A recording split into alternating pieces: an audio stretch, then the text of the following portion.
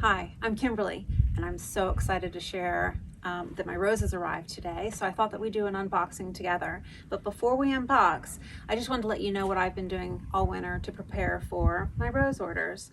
I keep an Excel spreadsheet to track all of my roses, the quantities, who I bought it from, when, so that when I'm going around the garden, if I see any problems, I can quickly go back and see, well, who I got it from. So after I did my shopping this winter, orders typically open up in the fall. I order from 3 people typically. I order from Palatine Roses in Canada, David Austin in Texas, and Regan Nursery in California. I've had great success ordering from them, and so after I update my spreadsheet to keep me busy during the winter, I start making my labels, and I wanted to share that with you. I get my labels from Kincaid, and I sit them with all of my roses, so as I'm going around and I'm not remembering things as I get older, which rose I'm looking at, I can quickly look at my tag and validate the rose that I think it is. And I typically put on it the name, who the breeder is, and the year that it was introduced. And so when you get your tags, they'll come in this form. Go ahead and get your label maker, and I usually buy the easy labels that are weatherproof, and I go ahead and make my label. And then they also send the post so that you can go ahead and put that together. If you have any other questions about those, let me know and I'd be happy to answer them, but these have been great for me for the past couple of years. So after I have my labels and I'm counting the days until my order arrives, they arrive. So here we've got my order today from Palatine Roses, and I'm so excited.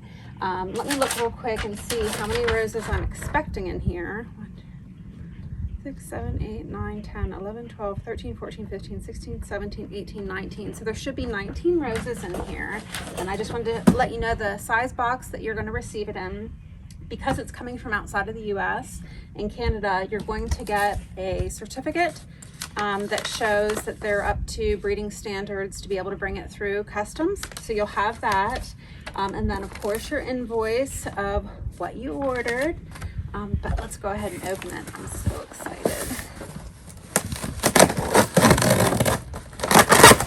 Okay, so when you get your order, it comes in a bag, a clear bag here like this. Okay. Open this, and it's sealed, and they usually soak them pretty well before they put them in the box. So let's open this up here.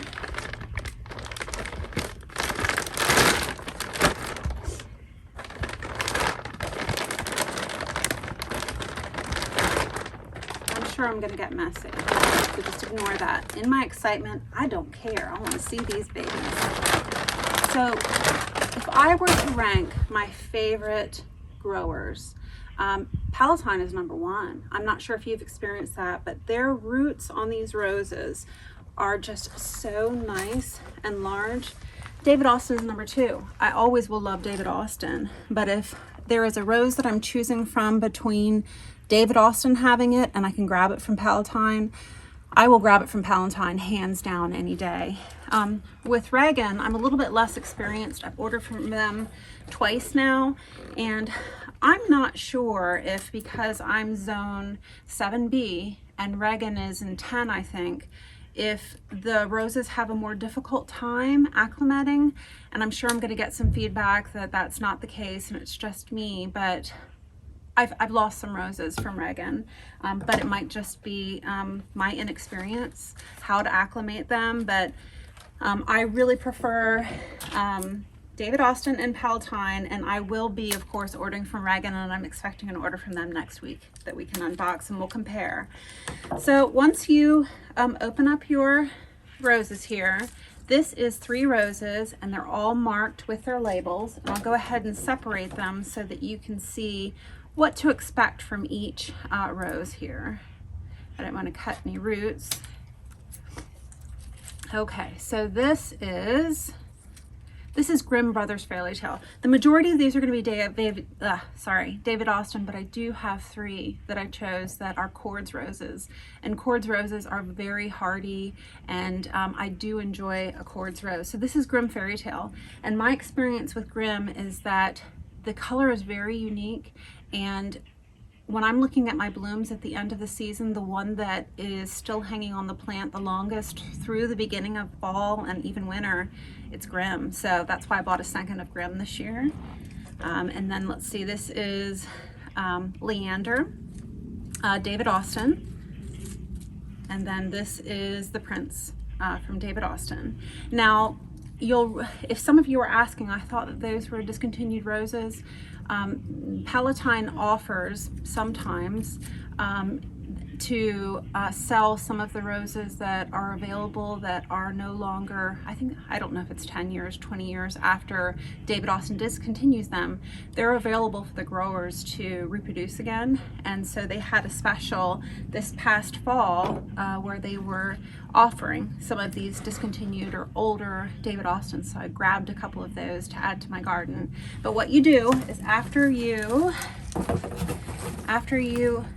take everybody and untie them, you're going to go ahead and put them in your water. And you'll see that I put a pool here. I have found that a baby pool is the easiest way for me to get everybody moisturized from their trip. And so what you'll do is put them in here for 24 hours. That's what all the literature says, is that they need 24 hours to soak, and then I'll go ahead and plant them tomorrow. And where we are with our temperatures right now is it is in the 50s. So I'm not worried about freezing temperatures. In the event that I was in a climate where I was worried about freezing temperatures, I would simply probably do the pool in my garage or an enclosed area, and then within that 24-hour period, I would plant them up in pots and then get ready when it's a little bit warmer to put them in the ground. Okay, so what we have here is this is Perdita. It's a David Austin also. Okay, this is Claire, David Austin. This is Pretty Jessica, David Austin. This is Potter and More. Okay, I've got another one tied here. Potter and More is a David Austin. Okay, let's see. Yep, Potter and More. This is Cymbeline here. And then this is St. Cecilia. And I'm so looking forward to showing you all how they grow through the season so you can decide if this is something that you would like to have in your garden. I'll go ahead and put these in the water and then get to the next set. Okay, just a couple more here. Trying to be careful not to cut any of these roots.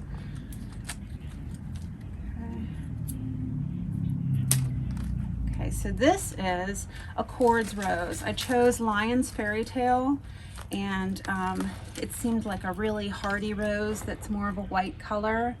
That one is really beautiful. Let's see. Then I've got the Squire here,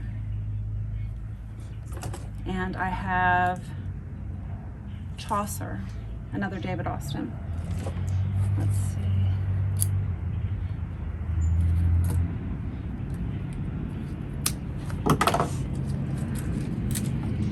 Okay, this one is English Garden, David Austin. And then this is Heather Austin. This is Heavenly Rosalind. And normally I prefer a multi-petaled English rose, very strong scent, but as I've been adding to my garden over the past 20 years, I've really started to step out of my normal. And so last year I've ordered Totteringly by Gently. Is that how it is said? But it's more of a single petaled or open flower petal, and that's the same with this Heavenly Rosalind. So I'm adding a lot of diversity this year to the garden, and I'll definitely share those with you to see if it's something that you're interested in. Okay, it looks like the last 3 here.